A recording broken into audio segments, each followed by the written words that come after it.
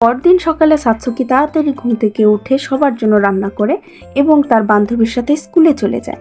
আর তাদের বাবা ঘরে বসেই নিজের কাজ করতে থাকে। অন্যদিকে মেয়ে বাগানে এসে খেলতে থাকে।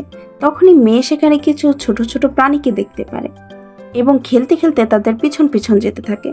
একসময় তাদের পিছন পিছন যেতে যেতে সে ওই প্রাচীন গাছের নিচে এসে পড়ে। সে দেখতে পায় গাছটির নিচে অনেক বড় একটি গর্ত রয়েছে, আর প্রাণীগুলো ওই গর্তেই ঢুকে পড়ে এবং ভুলবশত মেয়েও ওই গর্তে পড়ে যায়।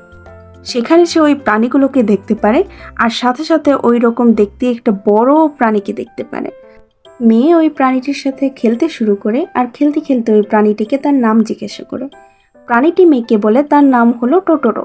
মেয়ে প্রাণীটির সাথে কথা বলতে বলতে একসময় প্রাণীটির উপরেই ঘুমিয়ে পড়ে, আর সিন এখানেই শিফট হয়। অন্যদিকে আমরা সাতসুকিকে দেখতে পারি যে স্কুল থেকে বাসায় এসে পড়েছিল। এসে মেয়েকে খোঁজা শুরু করে।